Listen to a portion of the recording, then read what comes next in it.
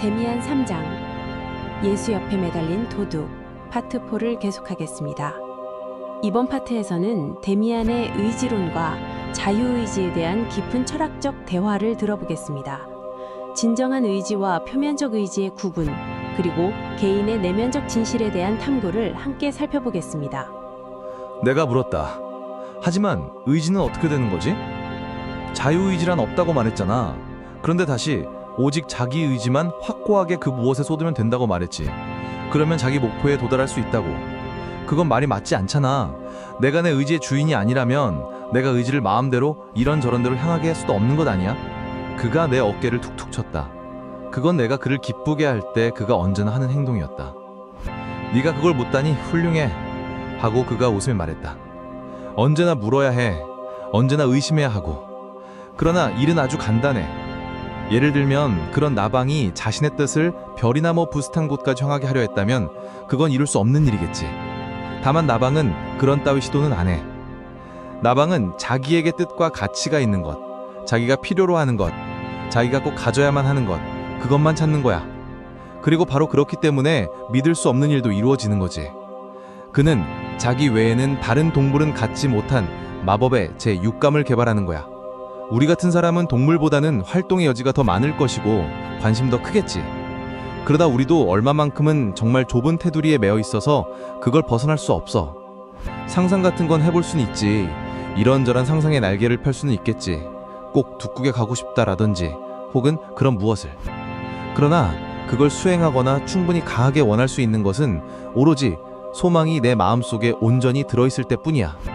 그런 경우가 되기만 하면, 내 내면으로부터 너에게 명령되는 무엇인가를 네가 해보기만 하면, 그럴 때는 좋은 말에 마구를 매듯 내 온 의지를 팽팽히 펼칠 수 있어. 예를 들면 내가 지금 우리 신부님이 장차 안경을 안 쓰시도록 힘써봐야겠다고 한다면 그건 안 될 일이야. 그건 그냥 장난이야.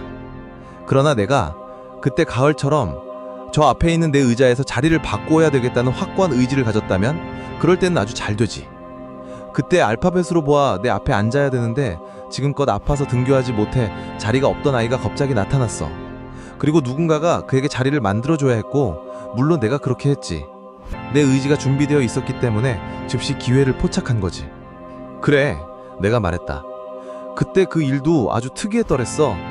우리가 서로 관심을 가졌던 순간부터 형은 내 자리에 점점 더 가까이 다가왔어. 그런데 그게 어떻게 된 거지? 처음에 바로 내 옆에 앉지는 않았어. 몇 방 거기 내 앞쪽에 앉았었잖아, 안 그래? 어떻게 그렇게 됐지? 그게 그랬어. 처음 자리를 떠났으면 했을 때 내 자신이 어디로 가고 싶은지 제대로 몰랐어. 내가 의식한 것은 멀리 뒤쪽에 앉고 싶다는 것 뿐이었지. 너에게로 가는 게 내 뜻이었는데 그게 그때만 해도 내 자신에게는 의식되지 않았거든. 동시에 너의 의지가 나를 도와줘 함께 끌어준 거야. 그러다 내가 거기 내 앞자리에 앉았을 때야 비로소 내가 소망의 절반이 이루어졌다는 생각에 이르게 됐어. 내가 알아차렸어. 내가 원래 원했던 것은 다름 아니 너의 옆에 앉는 것이었는 말이야. 하지만 그때는 새로운 애도 들어오지 않았는데?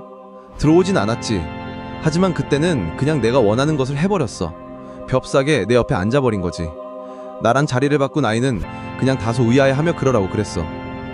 그리고 변화가 일어났다는 것을 신부님이 한번 알아차리시긴 하셨는데, 아무튼 번번이 신부님이 나하고 관계되실 때면 남모르게 무엇인가가 그를 괴롭히는 거야. 내 이름이 데미안이고 이름이 D자로 시작하는 내가 거기 아주 뒤 S자로 시작하는 아이들 가운데 앉아있다는 게 맞지 않다는 걸 아시니까요. 그러나 그 사실이 의식 속으로까지 뚫고 들어가진 않아요. 내 의지가 거기에 맞서고 있기 때문에. 그리고 내가 거듭거듭 그 점에서 그분께 장애가 되고 있거든요.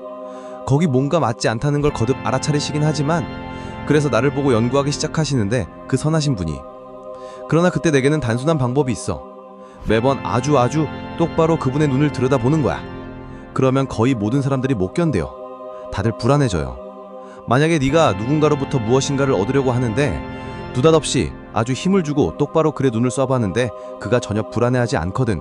포기해. 그런 사람에게는 아무것도 이룰 수 없어. 결코. 하지만 그런 일은 아주 드물어. 내가 아는 사람 중에 그렇게 해봐도 아무 소용이 없는 사람은 사실 단 한 명뿐이야.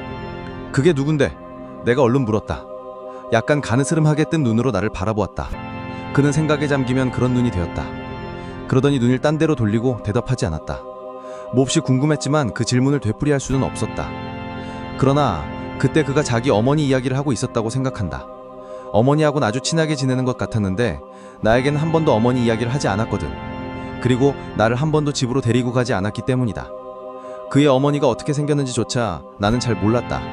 그 당시에 나도 이따 음식은 테스트를 해보았다. 그와 똑같이 내 의지를 무엇인가에 내가 그것에 틀림없이 도달하도록 한데 모아보았다. 나에게는 충분히 절실한 보이는 소망이 있었던 것이다. 하지만 내 의지는 모아지지 않았다.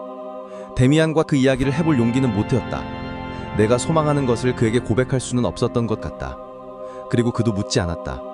종교 문제에 있어 나의 신앙은 그 사이 많은 빈틈에 갖게 되었다. 하지만 전적으로 데미안의 영향을 받은 나의 생각은 불신을 굳이 내보이는 동급생들의 생각과는 뚜렷이 구분되는 것이었다. 그렇게 불신을 굳이 내보이는 학생들이 몇 명 있었는데 그들이 이따금씩 흘리는 말은 어떤 신을 믿는다는 건 우스꽝스럽고 인간으로서 품이 없는 일이다. 삼위일체나 남방, 예수의 동정녀 탄생과 같은 이야기들은 그저 우습기만 한 것이다. 오늘날까지 그런 잡동사니를 가지고 다니는 행산이 있다는 것은 수치다 라는 것이었다. 나는 결코 그렇게는 생각하지 않았다. 때론 의심을 가졌지만 나의 유년 시절의 모든 체험에서 나는 부모님께서 사시는 것 같은 경건한 삶의 현실에 대해서 충분히 알고 있었다. 경건한 삶이란 품이 없는 것도 허위도 아니라는 걸 알고 있었다. 오히려 종교적인 것에 대하여 나는 예나 지금이나 지극히 깊은 경외를 가지고 있었다. 다만 데미안은 나로 하여금 성경 설과들과 교리들을 보다 더 자유롭게, 보다 더 개인적으로, 보다 더 유희적으로, 보다 더 환상에 차에서 풀이하는 데 익숙하게 해주었다. 적어도 나는 그가 나에게 친근하게 해주었던 풀이들은 늘 기꺼이 즐기며 따라갔다. 물론 많은 것이 나에겐 너무 갑작스러웠다. 카인의 일도 그랬고, 그리고 한 번은 견신성답 수업 중에 그가 훨씬 더 담대한 견해로 나를 놀라게 했다. 선생님께서 골고다 언덕에 대한 이야기를 막 끝낸 참이었다. 네 번째 파트를 마무리하겠습니다.